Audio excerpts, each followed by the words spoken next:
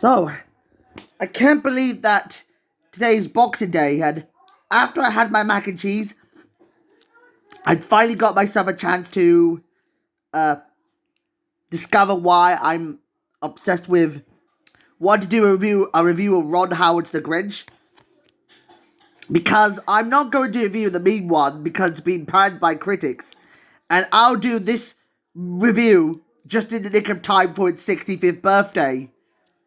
As I know it's been like a happy birthday to like Mr. Grinch, I will tell you the whole story of what happened to this movie.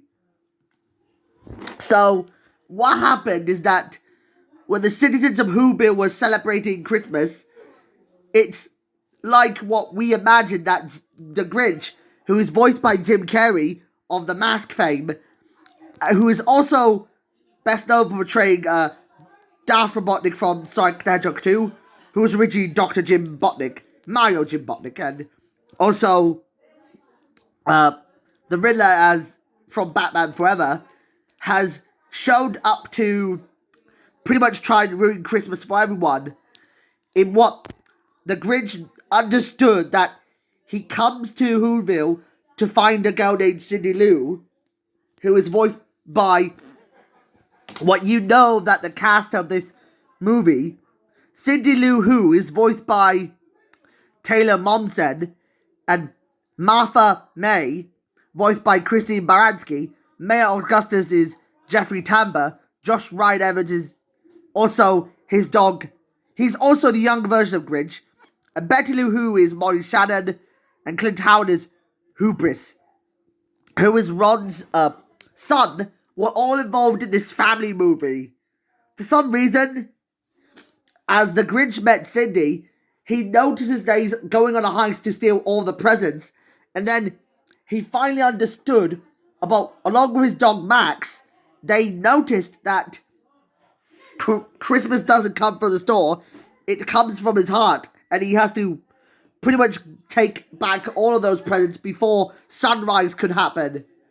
As a result of the moment he would do this so, on Christmas Day, he takes back all of the presents and finally understood that his heart would grow up to 3 sizes a day, as he notices that he could carve the roast beast to give it to everyone, including himself. As a result of accomplishing his victory, what I've learned about the ending of The Grinch, it's kind of a bittersweet and you're happy montage where they notice that Mayhew is trying to arrest him with pepper spray. In what the Grinch cancels his cruel demand. In what Martha had told the Grinch that she was declaring her love for the Grinch. In what the reformed Grinch invites the town folk to celebrate their feast in the cave, where they personally carve the roast beast to learn to get rid of his bad-tempered attitude forever. Despite the devious mistake of what we learned, we would have gotten Tom Hanks portraying the Grinch. But after that, he stepped down because it wasn't right, and he was only involved in Castaway, and Eddie Murphy was considered to portray Max the dog, but he just got fired in favour of being involved in Shrek.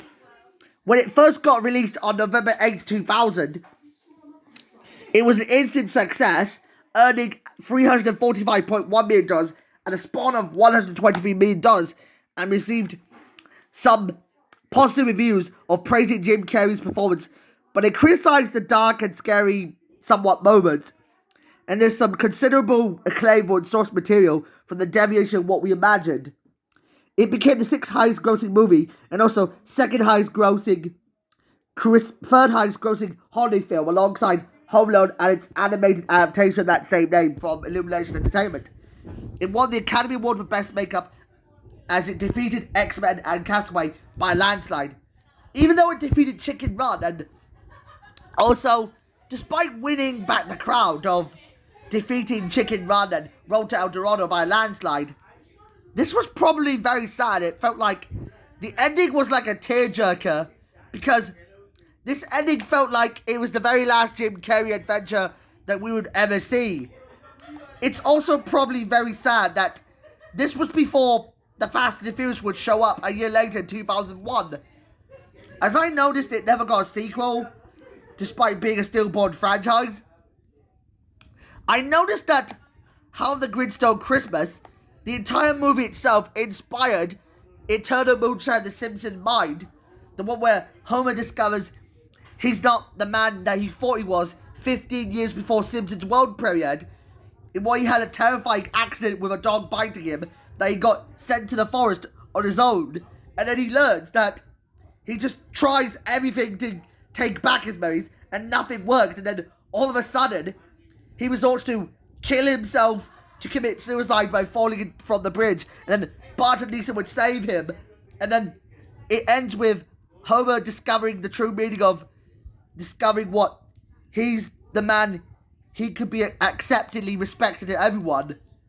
And that's why, just because the Grinch was Jim Carrey's very last adventure, we would ever see him being some sort of a nice guy to everyone, Eternal Moonshine of the Simpsons' Mind was this to the Simpsons, that this was probably very sad that this might be the last golden age adventure they will ever see.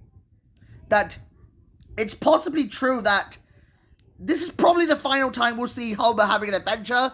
Like, most movies had their last times doing so. As I know, ever since the 20th century was coming to a close with Alien Invaders, which was also considered to be the last Scooby-Doo adventure we would ever see, before its transition to digital ink and paint, was the final Scooby-Doo animated movie to use hand-painted cells. It felt like this was before the Time Warner era, and before Adult Swim would show up.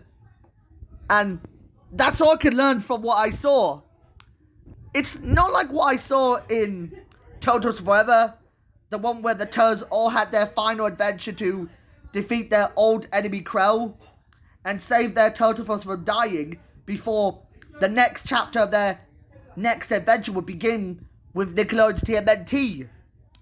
And then after that, the rest was history, and they all had to have a reset button. It felt like what the whole reset button Aesop in this movie felt like is that the Grinch should be accepted for what he could save Christmas by discovering he could do the right thing. It's kind of like it's being based on that 1966 animated TV special of that same name, of what we understood the movie itself. But I personally want to give this movie mainly an 8.8 out of 10. It's like what we got to imagine. It's like how all endings have to happen like this. Like, if they had a Sam and Dana ending, the one where Crystal and Amber, they just said goodbye to Scooby and Shaggy, and that one ending from Muppets from Space, the one where Gonzo discovers in the climax of the movie, discovers that his family have come to help him, and then he notices he doesn't want to get separated, so he's forced to say goodbye to his family. And this felt like it was also the last Muppets adventure that we would ever see. Yeah, just before the Disney era happened. And what I could notice in Farmageddon, ever since what I've learned in Farmageddon, in that Farmageddon movie, Sean notices that he has to say goodbye to his alien friend in the climax of that movie by saying they would someday meet each other. It just felt like this was the last Aardman adventure we would ever see. Yeah. After that, I noticed that all those things have to end like this. Yeah. You know what they say? All movies have to end with an ending like no other. Just call it sudden downer ending. Yeah. Definitely endings. As I noticed what I saw in the soundtrack of this movie, it was solely decent to have a surprising soundtrack that they had Benedict Ladies, Smash Mouth, and also NSYNC and most notably Busta Rhymes performing Grinch 2000. And it was quite awesome. That it was quite of a decently solid, awesome soundtrack that I enjoyed. Yeah. Where I can't find this idea they've done, I noticed this movie is by far a favorite of mine. Yeah. I just noticed it's kind of very popular for television and by holiday standards. Yeah, I just ran out of ideas, so bye-bye.